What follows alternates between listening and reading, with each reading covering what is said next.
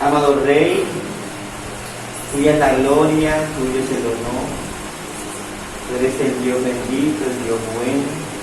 Y a ti nos entregamos, Señor, sabiendo que todas las cosas están en tus manos y que tú tienes el poder y control de todo lo que ocurre en este mundo. Te pedimos, Señor, que en esta mañana nos enseñes tu bendita palabra, nos indiques tus caminos, nos instruyas, nos muestres la senda de la verdad y de la justicia, para que andemos en todo bien, para que crezcamos en la fe y para que maduremos espiritualmente. Llegamos a ti sabiendo de que eres poderoso para hacer más de lo que pedimos y de lo que pensamos. En el nombre de Cristo Jesús. Amén. Pues, hermanos y hermanas, continuamos con el estudio del libro de Éxodo. En esta ocasión vamos a continuar con la enseñanza del domingo pasado. Estamos en el capítulo número 3.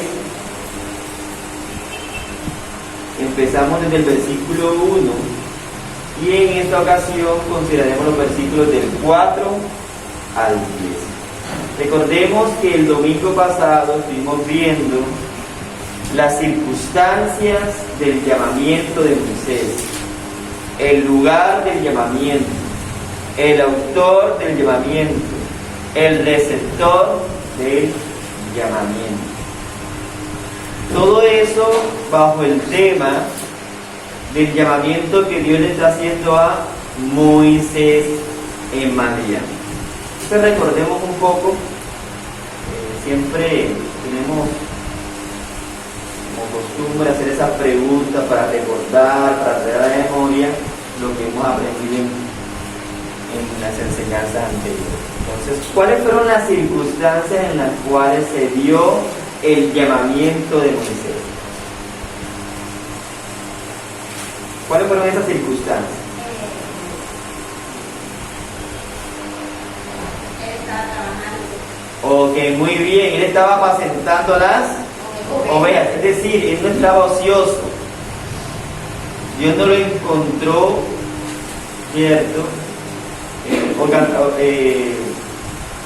Sin hacer nada.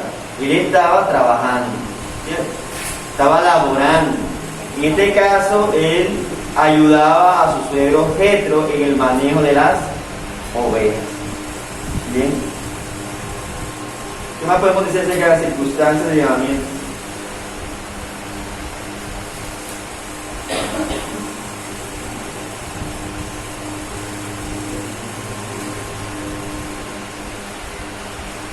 Circunstancias de llamamiento. Dios encuentra a Moisés trabajando, laborando, ocupado, ¿cierto?, en un oficio. Y este oficio le serviría a Moisés en su llamamiento.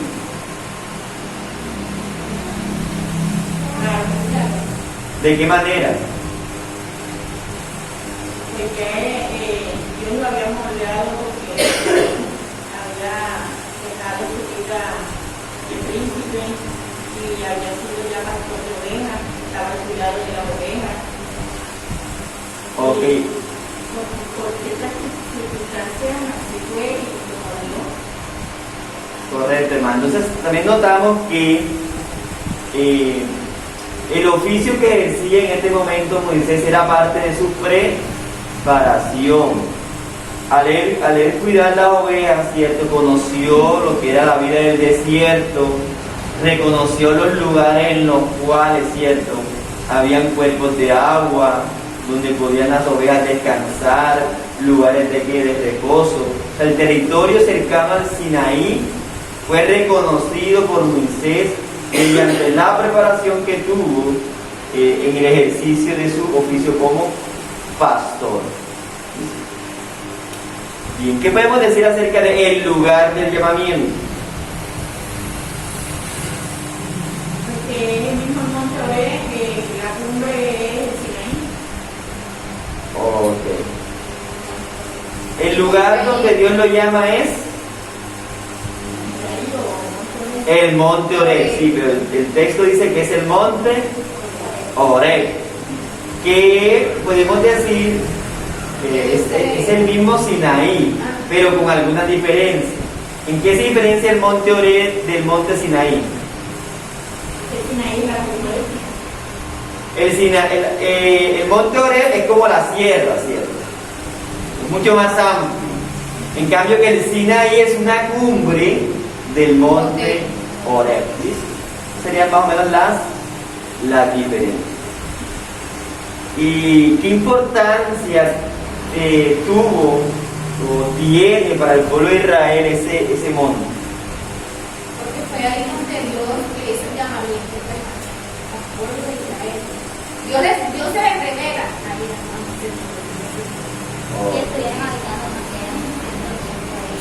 Okay, sí, pero como vamos a ver posteriormente, como dicen las hermanas, no solamente allí se da el llamamiento de Moisés, sino que hay otros eventos que se dan de gran importancia para el pueblo. Allí Dios se manifiesta, ¿cierto? Se revela, da a conocer por lo menos los mandamientos. Allí el pueblo también viene en arrepentimiento cuando hacen el becerro de oro. Entonces, allí Dios provee, por ejemplo, agua al pueblo cuando éste le pide, sacándolo de las rocas. Hay acontecimientos importantes que se dan en este lugar, en el monte Oreb. ¿Y quién es el autor del llamamiento? Dios. Exactamente, cierto. Pero allí en el texto se nos da una referencia mucho más específica de quién es el que hace el llamamiento y cómo hace ese llamamiento. Sabemos que es Dios. Ok, muy bien. Se nos dice de que el ángel de Jehová, ¿cierto? Vamos a leerlo en el versículo número 2. Y se le apareció el ángel de Jehová, ¿dónde? En una llama de fuego, en medio de una zarza. Sí, ciertamente es Dios quien hace el llamado, pero lo hace mediante la figura del ángel de Jehová. ¿Y quién es este ángel de Jehová? Cristo, ¿cierto? Es Cristo. ¿Y por qué podemos saber que el ángel de Jehová es Cristo en el Antiguo Testamento? Todavía no se ve encarnado. Sí, sabemos que no se ve encarnado, pero ¿por qué podemos asegurar que el ángel de Jehová representa a Cristo en el Antiguo Testamento? Porque hay otros eventos también donde mostraba que era Cristo que se estaba revelando al Antiguo Testamento. ¿Como cuáles? ¿Como cuáles eventos? En el de Agar.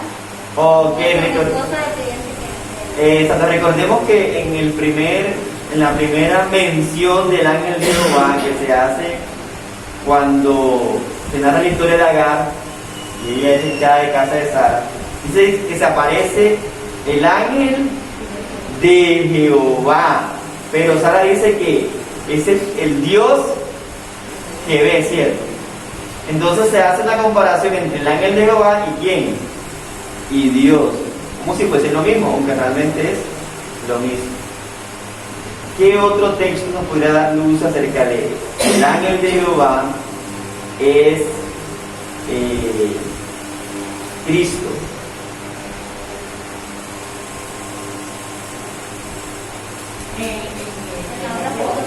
Dígame.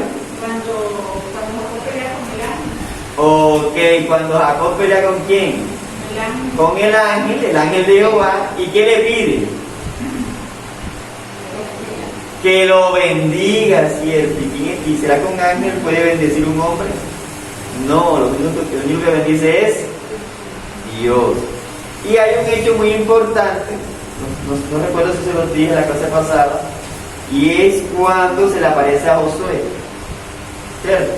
Y este le adora, y él acepta la adoración. O sea, recordemos que ¿a quién es el único que adoramos? A Dios, ¿cierto? Entonces podemos decir que el ángel de Jehová es una cristofanía. Es una cristofanía. Es decir, es una manifestación de Cristo a través de una figura llamada ángel de Jehová en el Antiguo Testamento. La otra situación es con Agar, Ismael, pero en el capítulo 21, cuando ella también dice que Cuando él le promete que la va a multiplicar, ¿cierto? Sí. Que el hijo lo va a multiplicar, ¿cierto? El único que puede hacer ese tipo de promesas es Dios. Los ángeles son mensajeros, pero allí él es el que bendice, él es el que promete multiplicación. Ok. Bien. ¿Quién es el receptor del llamamiento? Parece una pregunta obvia. Moisés, ¿cierto? En este caso es Moisés, ya a la edad de 80 años, es quien recibe el llamamiento. Bueno, hoy vamos a considerar lo sagrado del llamamiento, el fundamento del llamamiento y la razón del llamamiento. Así que alguien que pueda leer desde el versículo 4 hasta el versículo 10 del capítulo 3. viendo Jehová que iba a ver, lo llamó Dios en medio de la zarza y dijo: Moisés, Moisés, y él respondió: Heme aquí. Y dijo: No te acerques, quita tu calzado de tus pies, porque el lugar en que tú estás, tierra santa es. Y dijo: Yo soy el Dios de tu padre, el Dios de Abraham, Dios de Isaac y Dios de Jacob. Entonces Moisés cubrió su rostro porque tuvo miedo de mirar a Dios. Dijo luego Jehová: Bien he visto la aflicción de mi pueblo que está en Egipto, y he oído su clamor a causa de sus exactores, pues he conocido sus anuncios. Y he descendido para librarlos de mano de los egipcios y sacarlos de aquella tierra a una tierra buena y ancha, a tierra que fluye de Judea, a los lugares del cananeo, del eteo, del amorreo, del fariseo, del hebreo y del jebuseo. El clamor, pues, de los hijos de Israel ha venido delante de mí, y también he visto la opresión con que los egipcios los oprimen. Ven por tanto ahora y te enviaré a Faraón, para que saques de Egipto a mi pueblo, los hijos de Israel. Ok, entonces lo primero que vamos a notar es lo sagrado del llamamiento. Notamos en el versículo número 4, en primera instancia, que Dios dice, que el texto dice: viendo Jehová que él iba a ver. Recordemos que Moisés, cierto, es atraído precisamente por ese evento sobrenatural de ver una zarza ardiendo, de ver una zarza cubierta de llamas, pero que no se consumía. La llama estaba en la zarza, pero esta ni se marchitaba, ni crujía, ni echaba ceniza, sino que se mantenía como intacta. Este hecho atrae la atención de Moisés, que se desvía de su camino habitual, ¿cierto? Por eso que hablábamos que cuando Dios hace un llamado, ¿cierto?, el receptor de ese llamado debe detenerse a considerar, ¿cierto?, y a mirar las prioridades. En este caso, Moisés vio que la prioridad en ese momento era averiguar qué era lo que pasaba con esa zarza. Y notamos que cuando él se está acercando a esta zarza, lo primero que vemos es que es Dios quien lo llama en medio de la zarza. Es Dios quien llama. Y eso es importante porque notamos que el llamamiento no surge, ¿cierto?, por voluntad propia. Es decir, Dios me llamó porque yo quise. No. Es Dios quien hace el llamado, como lo habíamos dicho. El autor del llamamiento es Dios. Pero Dios hace un llamamiento interno y hace también un llamamiento, ¿qué?, externo. Notamos que el llamamiento interno Moisés ya lo tenía desde hace mucho tiempo. ¿Y por qué sabemos eso? Porque él tenía, ¿cierto?, la idea de que Dios lo había escogido para liberar a sus hermanos.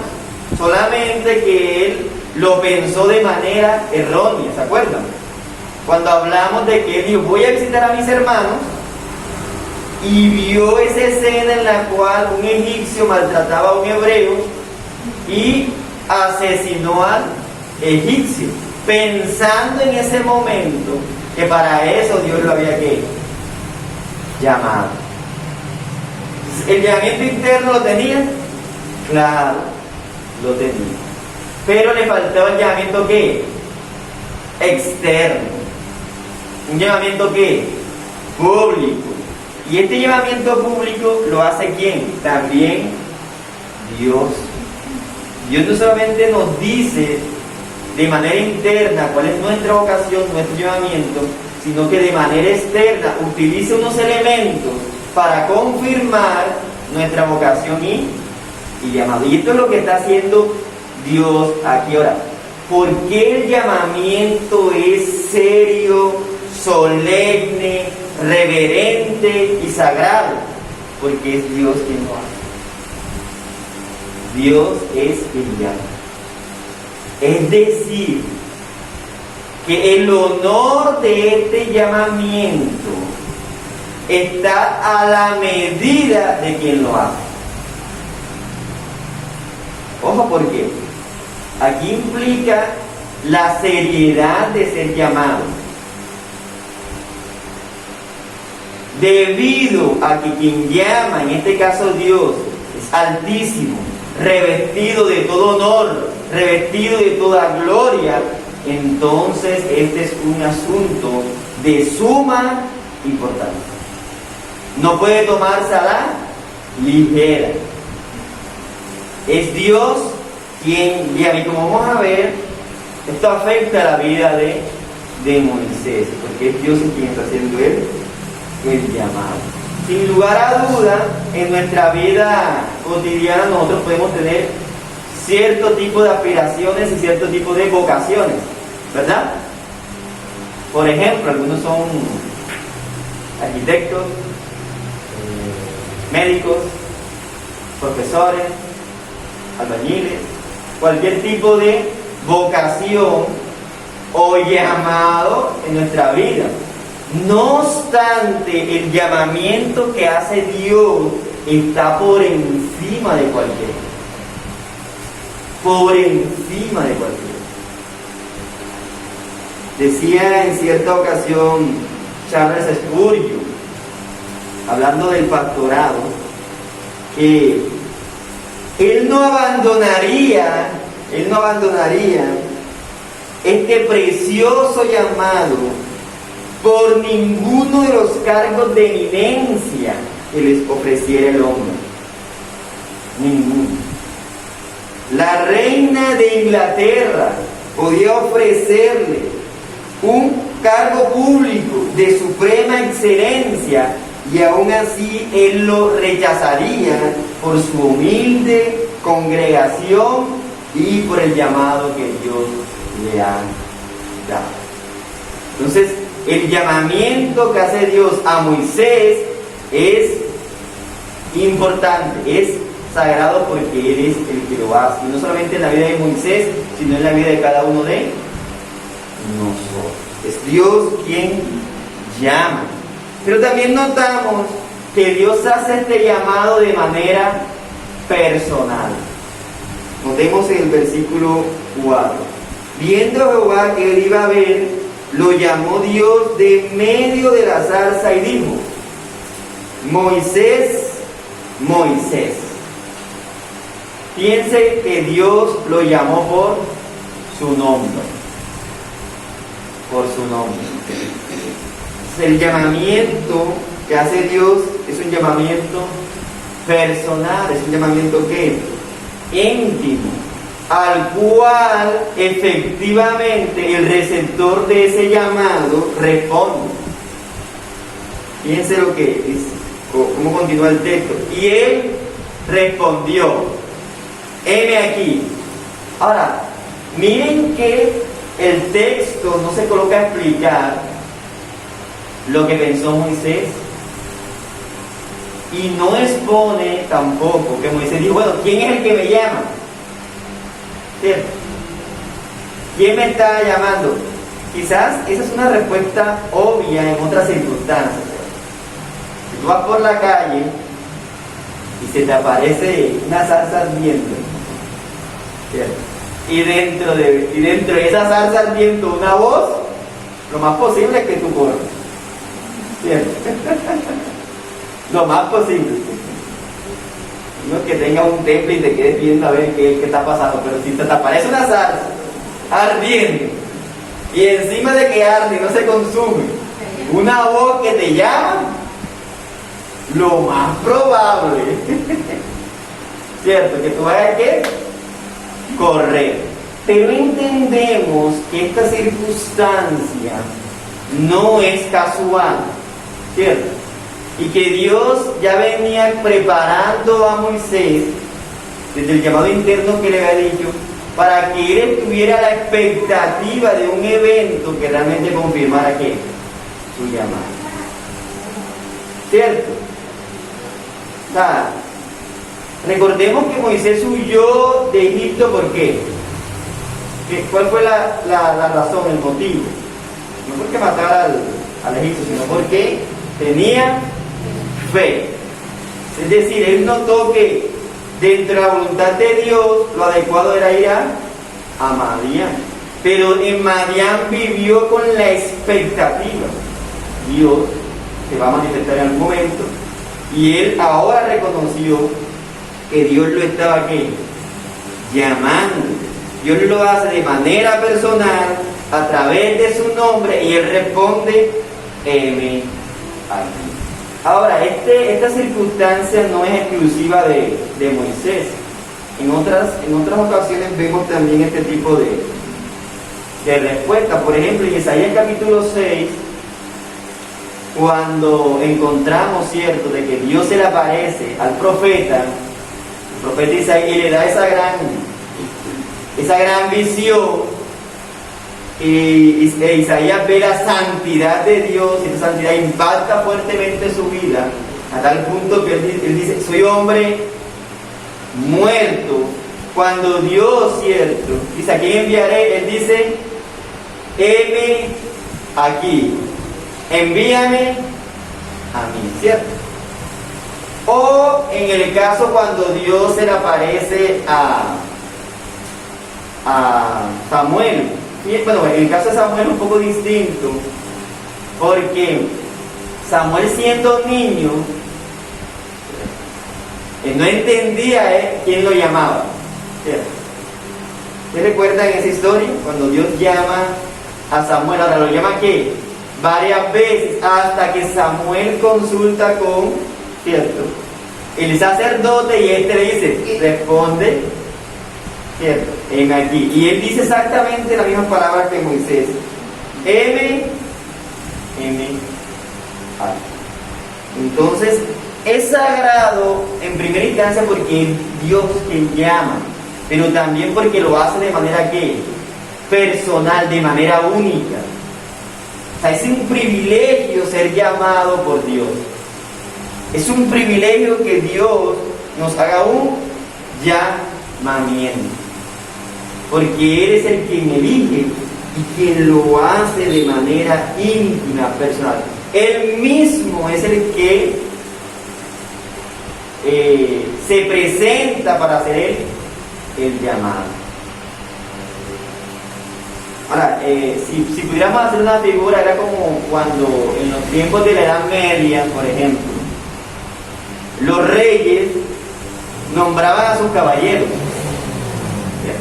aquellos que él iba a enviar a la batalla. O sea, ser nombrado como caballero en esa época era un gran honor, pero era algo que serio. Es lo mismo que está haciendo Dios aquí. Dios está llamando a su caballero, a Moisés, ¿cierto? Y lo está haciendo de manera personal. Pero también vemos que este llamamiento es sagrado por la santidad que implica. Leamos el versículo 5.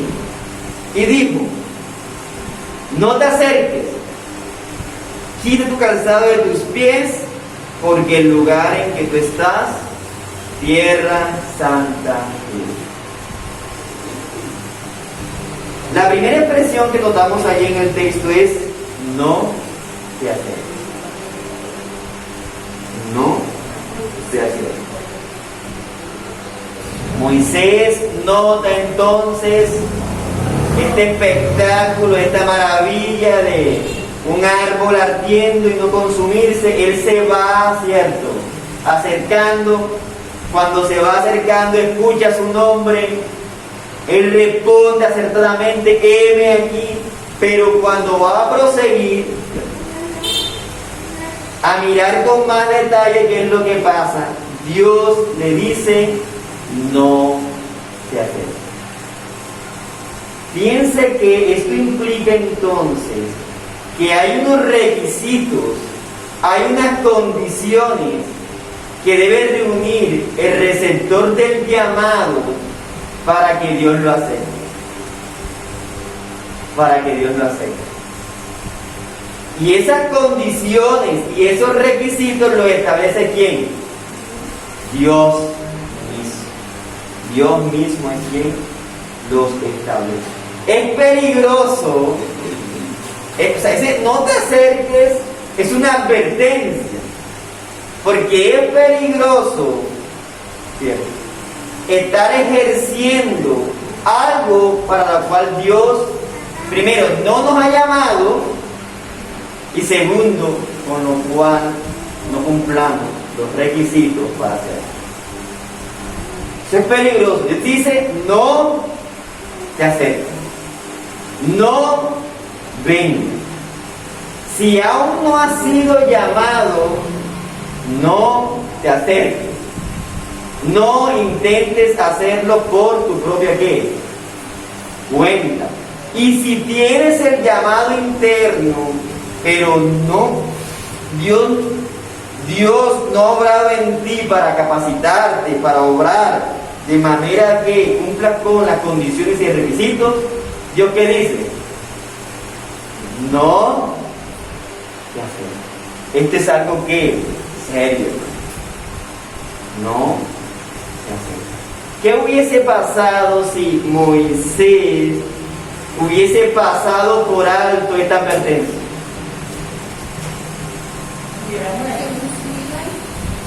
Hubiese caído ahí, ¿cierto? Entendemos que no, es una simple ¿qué? Suposición.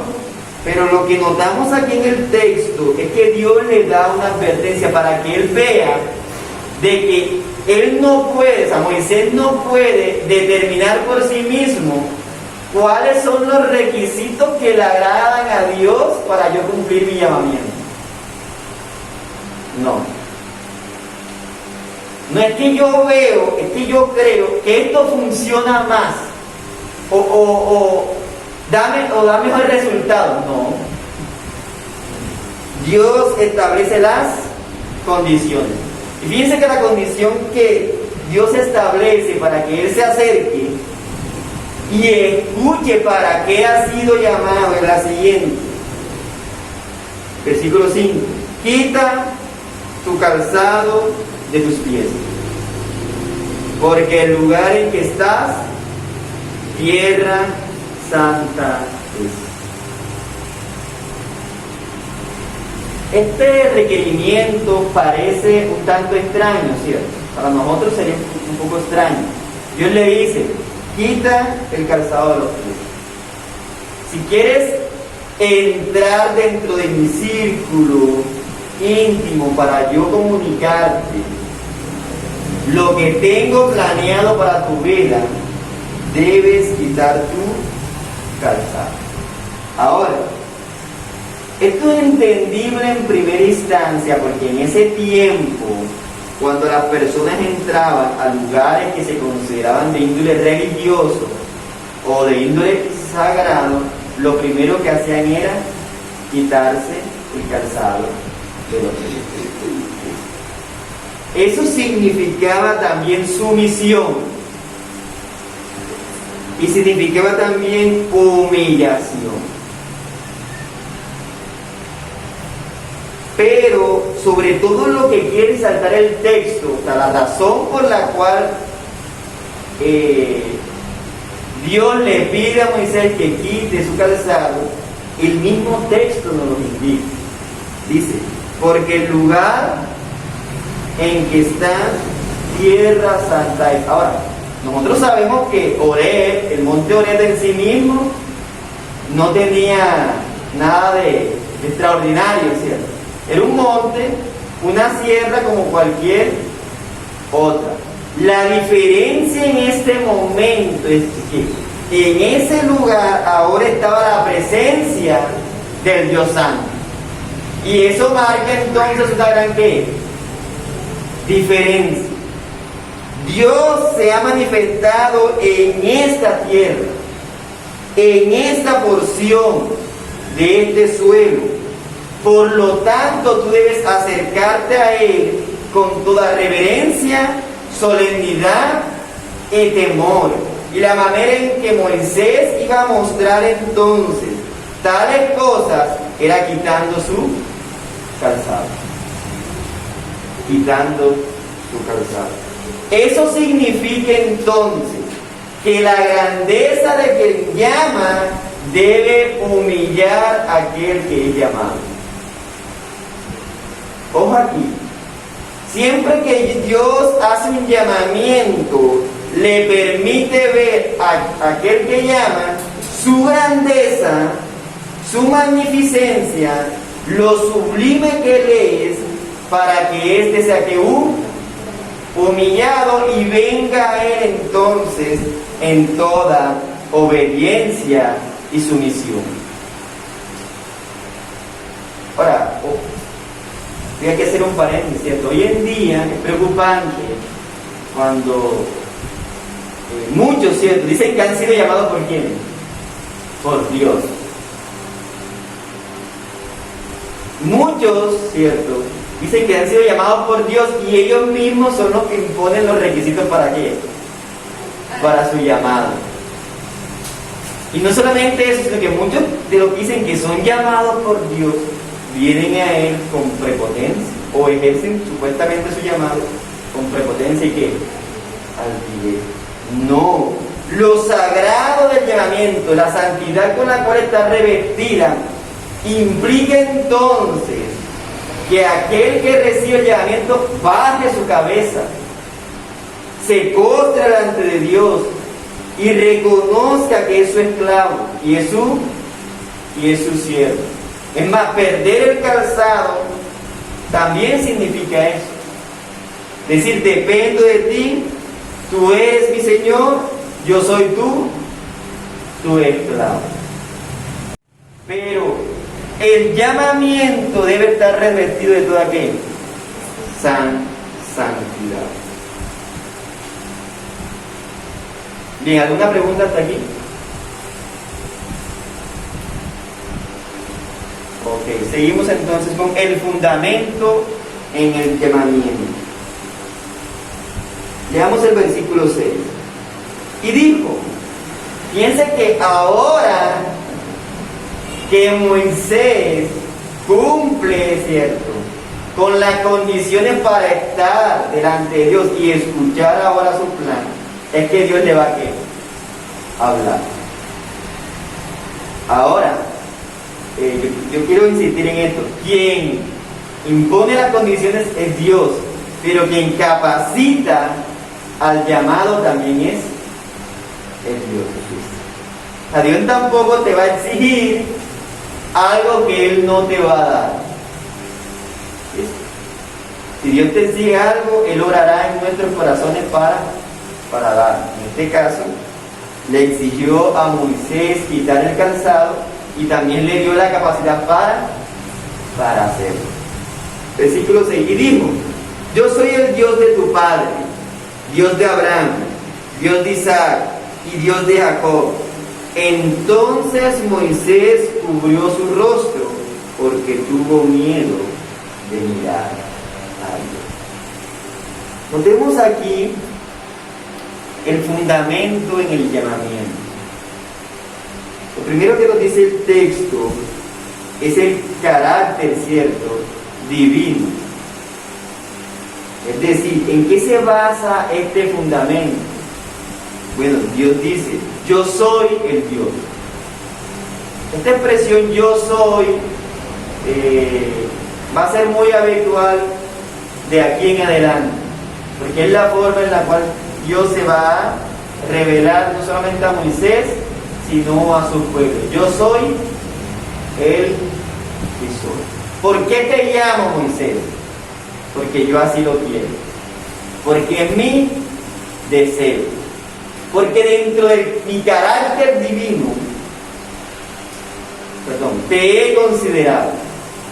O sea, no son las cualidades de Moisés, no es su preparación que tuvo en Egipto, no fue por su preparación que tuvo en Madián, no fue porque era de la tribu de Leví, no. En primera instancia porque Dios, cierto, así lo quiso. O sea, el fundamento del llamamiento recae en ¿quién? En Dios. Él es el que elige, Él es el que capacita, Él es el que llama. Y fíjense que en el texto se nos dice: yo soy el Dios de tu padre, Dios de Abraham, Dios de Isaac y Dios de Jacob. Empieza primero diciendo la parte puntual en relación a Moisés: yo soy el Dios de tu padre. ¿Quién me recuerda cuál era el nombre del padre de Moisés? Amram. Yo soy el Dios de tu padre, el Dios de tu familia. ¿Cierto? Tanto de tu padre Amram como de tu madre Jochebed. Yo soy ese Dios. Y podemos aquí entonces suponer, ¿cierto?, que Moisés entendía, porque sus padres, como lo vimos en el capítulo 2, ¿cierto?, tuvieron fe, no solamente para formar una familia, criar a sus hijos, sino para salvaguardar su vida. En los tiempos en los cuales tener un hijo varón era sumamente, ¿qué?, difícil. Pues Dios empieza diciéndole: yo soy el Dios de tu padre, el de tu familia, el de tu casa. Este es el Dios que te llama. Tu llamamiento depende de ¿quién? De mí, es lo que le está diciendo Dios. Pero no solamente soy el Dios de tus padres, sino que continúa, sino que soy el Dios de los patriarcas, de Abraham, de Isaac y de Jacob, de toda una generación a la cual me he revelado. Ese es el Dios delante del cual te presentas y delante del cual recibes este llamamiento. El Dios que ha estado presente en la historia de toda tu genealogía, desde tu padre Abraham, patriarca Abraham, hasta Amram. Y fíjense que este conocimiento ahora de ese Dios hace que Moisés cubra su rostro. Nosotros entendemos que cuando Moisés ve la zarza, por curiosidad, por saber qué pasa, se acerca, ¿cierto? Luego entiende que lo están llamando desde la zarza, ¿cierto? Y va a ella y cumple los requisitos, pero cuando ya está allí delante de Dios y Éste le revela ahora que es aquel el cual seguramente Moisés había oído y escuchado, entonces lo primero que se manifiesta en el corazón de Moisés es temor, miedo, temblor. Notamos que Moisés ahora entiende quién es aquel que le hace él el llamado. Ya lo entiende de manera que mucho más amplia. Entiende entonces que es aquel que le hizo que una promesa a sus antepasados, y es aquel que ha sido fiel a esa promesa, y que entonces no es ningún jueguito, ¿cierto? Este asunto en el que él está no es un juego, porque Él conoce la historia. Él sabe ahora delante de quién se presenta. Y que este Dios es poderoso y temible y fuerte, y que sabe castigar a los desobedientes y los que hacen todo tipo de maldad. Y dice el texto que siente miedo, tuvo miedo de mirar a Dios, y por eso cubrió que su rostro. El fundamento del llamamiento entonces está en quién es Dios, en su carácter y en lo que conocemos de Él, en lo que vamos conociendo de Él, en lo que Él nos permite que conocerlo. Hermanos, hermanas, es indispensable en todo llamamiento que conozcamos al Dios que llama. Es realmente triste pensar, inclusive ver a gente que dice que han sido llamadas por Dios, pero no lo conocen en lo más mínimo, porque no se ha manifestado a sus corazones. Pero sin lugar a dudas, aquel que ha sido llamado por Dios, Dios se va a revelar a su vida de tal manera que a medida que lo conozca y vea su grandeza, el temor en su corazón se ensancha aún más. Hay un mayor asombro, hay una mayor esperanza, una mayor expectativa. O les pregunto, ¿no es eso lo que sucede en nosotros cuando conocemos que Dios es soberano, que Dios es fiel, que Dios es amor, que Dios es benigno, que Dios es bondad? ¿No hay una especie de asombro en primera instancia, pero también de temor? ¿No es eso lo que sucede cuando vemos sus excelencias y grandezas con mayor claridad? Bueno, todo el que es llamado, el fundamento de ese llamamiento o la base de ese llamamiento es un conocimiento progresivo y profundo del carácter divino, de sus promesas y de su fidelidad.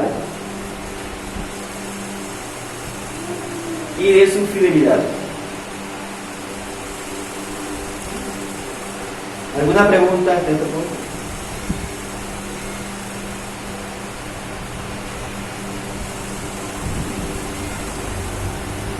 Y notamos por último la razón del llamamiento. Fíjense que desde el versículo 7 hasta el versículo 10, Dios le va a decir a Moisés para qué lo ha llamado. ¿Para qué lo ha llamado? El versículo 7 dice de la siguiente manera: y dijo luego Jehová, bien he visto la aflicción de mi pueblo que está en Egipto, y he oído su clamor a causa de sus exactores. Aquí la palabra exactores aparece en sus Biblias.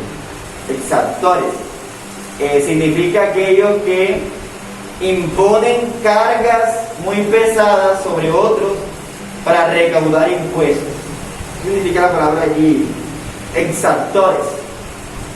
Son como personas que están en una posición para imponerle cargas u obligaciones a otros y de ello recaudar algún tipo de beneficio o impuesto. Significa la palabra exactores. Dijo luego Jehová, bien he visto la aflicción de mi pueblo que está en Egipto, y he oído su clamor a causa de sus exactores, pues he conocido sus angustias. Recordemos un poquito, expresiones como he oído, he visto, en las cuales Dios utiliza expresiones humanas. ¿Qué nombre reciben? ¿Cómo las llamamos?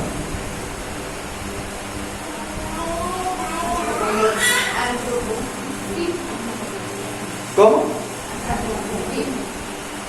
Antropomórficas. Antropomórficas, ¿cierto? Expresiones humanas utilizadas, ¿cierto? Para poder comprender acciones bíblicas. O sea, no es que Dios tenga ojos, ni espalda, ¿cierto?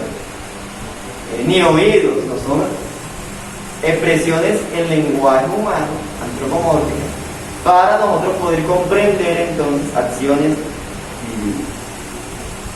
Versículo, y he descendido, fíjense las expresiones que utiliza aquí el texto. He visto, he oído y he descendido para librarlos de manos de los egipcios y sacarlos de aquella tierra, una tierra buena y ancha, la tierra que fluye leche y miel, a los lugares del cananeo, del eteo, del amorreo, del pereceo, del heveo y del jebuseo. El clamor pues de los hijos de Israel ha venido delante de mí, y también he visto la opresión con que los egipcios los oprimen. Versículo 10. Ven por tanto ahora y te enviaré a Faraón, para que saques de Egipto a mi pueblo, los hijos de Israel. Entonces notamos aquí que la razón del llevamiento es porque dentro de la providencia divina, dentro de la soberanía de Dios, dentro de su decreto, Él ha determinado ahora que es el momento exacto en el cual Él va a actuar. Y una de las maneras en las cuales Dios va a actuar es, ¿cierto?, sacando a la luz ahora al libertador de su pueblo. En este caso, ¿quién? Moisés.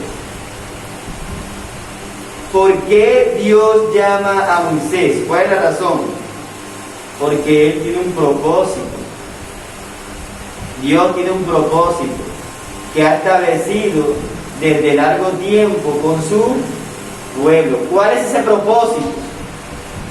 Sacarlos de Egipto y llevarlo a la tierra que prometí. Pregunto, ¿desde cuándo Dios ha ideado ese propósito? Sí, podemos decir de la eternidad, pero desde lo que hemos visto ahora, del estudio de Génesis y eso, ¿desde cuándo podemos o hemos nosotros conocido de que Dios ha ideado ese propósito? ¿De qué? ¿Desde el nacimiento de quién? De Abraham. ¿Seguro? No es cuando daré, cuando lo sacaron de la tierra de Dios. Bien, puede ser. En este tiempo se dio. Pero desde la creación, desde antes de la creación, pero viene sucediendo cosas, o sea, para que todo el traje llegue. Ok, eso está bien. Obviamente porque entendemos de que los planes de Dios son eternos, desde que sus decretos son antes de la fundación del mundo. ¿Está correcto? Quizás voy a replantear la pregunta. ¿Desde qué momento Dios ha revelado en su escritura el plan que tiene con su pueblo de liberarlo? Cuando dijo que seremos rendidos por 400 años. Ok, ¿eso a quién se lo dijo?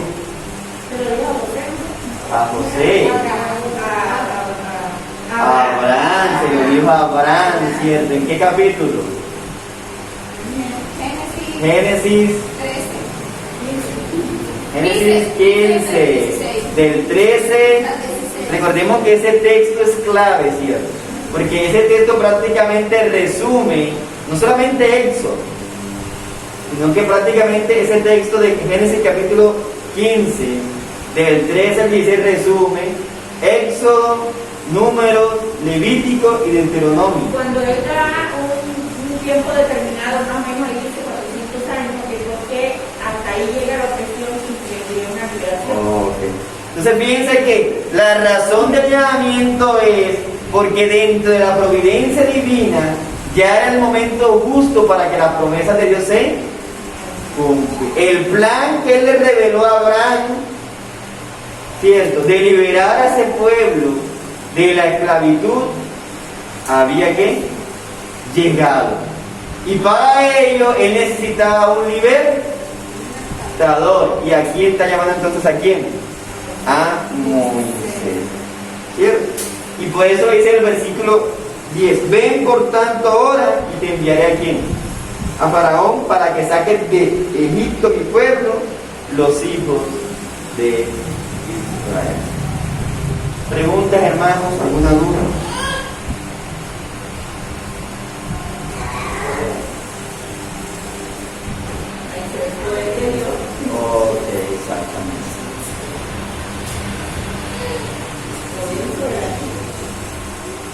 Entonces, miren, todo llamamiento tiene una razón, un propósito, ¿listo?